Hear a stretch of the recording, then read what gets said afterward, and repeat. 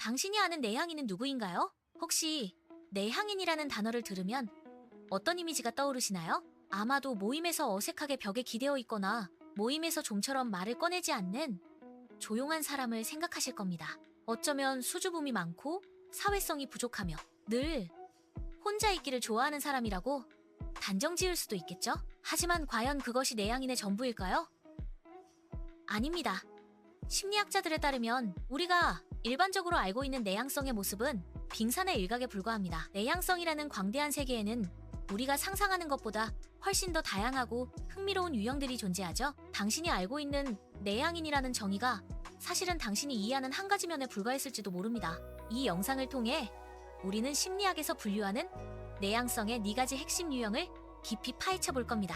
그리고 이 과정을 통해 당신이 스스로를 얼마나 잘못 이해하고 있었는지 혹은 반대로 얼마나 잘 이해하고 있었는지 깨닫게 될 거예요. 단지 혼자 있기를 좋아하는 것을 넘어 당신의 내향성을 더 깊이 들여다보고 그 안에 숨겨진 진짜 당신의 모습과 강점을 발견할 준비가 되셨나요? 자, 그럼 지금부터 당신의 내향성을 재정의할 흥미로운 여정을 시작해볼까요? 첫 번째 유형은 바로 사회적 내향인입니다.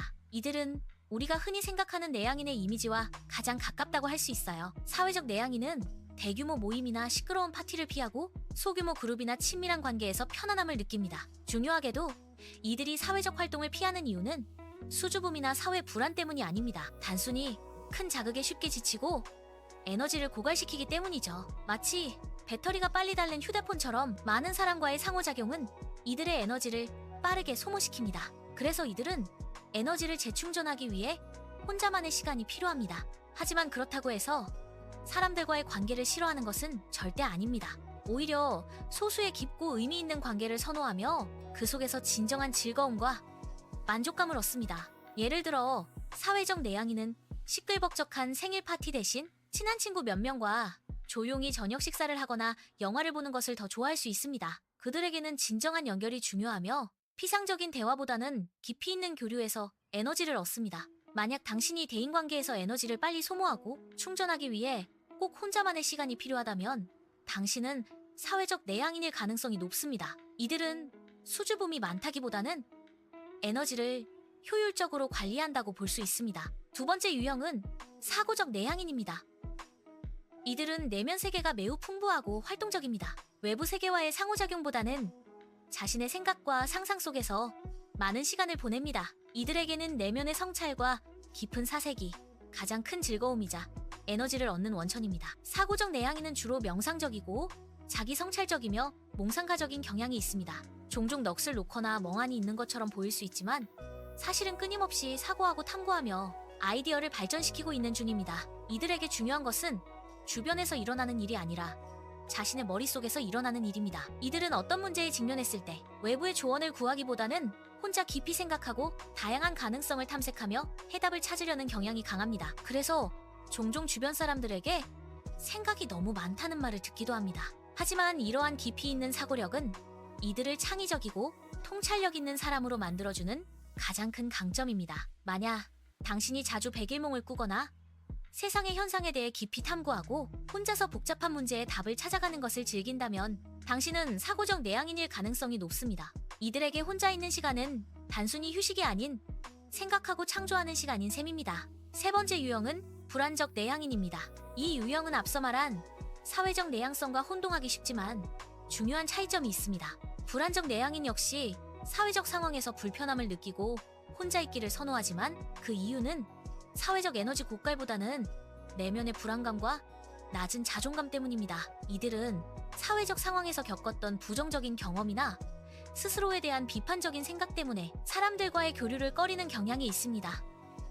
다른 사람과 함께 있을 때 어색함을 느끼거나 자신이 제대로 행동하고 있는지 끊임없이 걱정하고 심지어 혼자 있을 때조차 사회적 상황에서 했던 말이나 행동을 되새기며 후회하는 경우가 많습니다. 내가 그때 바보같이 행동했나? 이상하게 보이지 않았을까? 하는 생각들이 계속 머릿속을 맴도는 거죠. 이들은 사회적인 활동 자체를 싫어하기보다는 사회적인 상황에서 느끼는 불편함과 불안감 때문에 회피하는 것입니다. 따라서 혼자 있을 때도 완전히 평온함을 느끼기 어렵고 과거의 상호작용을 곱씹거나 미래의 사회적 상황을 미리 걱정하느라 불안해할 수 있습니다.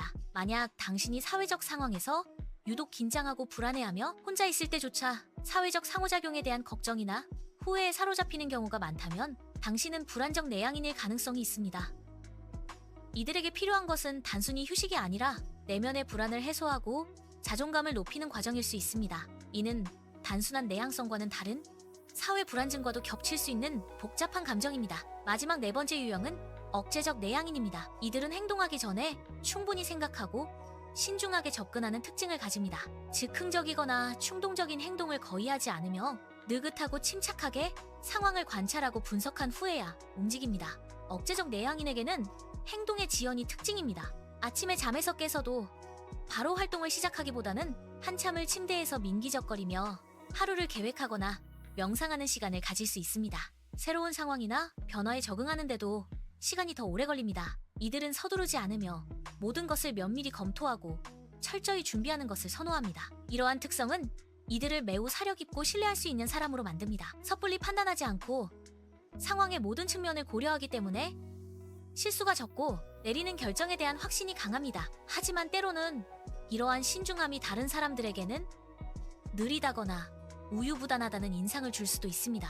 만약 당신이 새로운 일을 시작하기 전에 충분한 시간 동안 계획을 세우고 갑작스러운 변화에 당황하기 쉽고 말이나 행동을 하기 전에 항상 여러 번 생각하는 경향이 있다면 당신은 억제적 내향인일 가능성이 높습니다. 이들의 느림은 결코 단점이 아니라 정확성과 깊이를 추구하는 방식인 셈입니다. 여기서 한 가지 매우 중요한 점을 짚고 넘어가야 합니다. 바로 내향성과 사회 불안증을 혼동해서는 안 된다는 것입니다. 많은 사람들이 조용하거나 혼자 있기를 좋아하는 사람을 보면 무조건 수줍음이 많다거나 사회 불안증이 있다고 단정짓는 경향이 있습니다.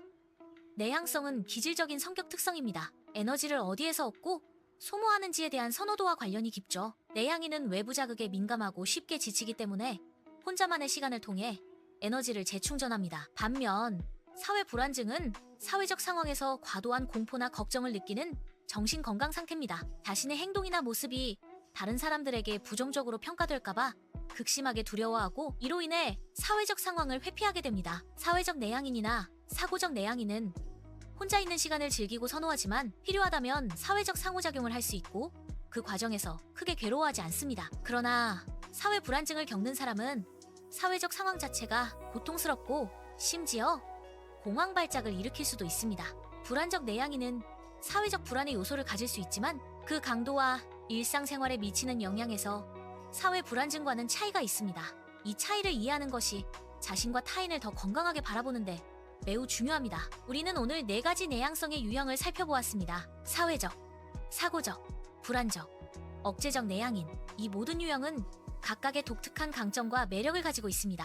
당신은 이 중 한 가지 유형에 뚜렷하게 해당될 수도 있고 여러 유형의 특성을 복합적으로 가지고 있을 수도 있습니다. 중요한 것은 당신이 어떤 유형의 내향인이든 당신의 내향성은 결코 단점이 아니라 당신을 특별하게 만드는 중요한 부분이라는 것입니다. 스스로의 내향성을 이해하는 것은 당신의 삶을 더욱 풍요롭게 만들 수 있는 첫걸음입니다. 당신의 에너지가 어떻게 작동하는지 알고 어떤 환경에서 최상의 컨디션을 유지할 수 있는지 파악한다면 사회생활이든 개인생활이든 훨씬 만족스러운 경험을 할 수 있을 거예요. 당신의 내향성을 부정하거나 바꾸려 하지 마세요. 대신 그 안에서 당신만의 강점을 찾아내고 그것을 세상의 긍정적인 방식으로 표출하는 방법을 배우세요. 오늘 영상이 당신의 내향성에 대한 이해를 넓히는데 도움이 되었기를 바랍니다. 가장 공감 가는 유형은 무엇이었나요? 혹은 이 영상에서 새롭게 알게 된 사실이 있나요? 댓글로 여러분의 생각을 자유롭게 공유해주세요. 여러분의 이야기가 다른 내향인들에게도 큰 위로와 공감이 될 겁니다. 이 영상이 유익했다면 좋아요와 구독 버튼도 잊지 마세요. 다음 영상에서 또 만나요. 감사합니다.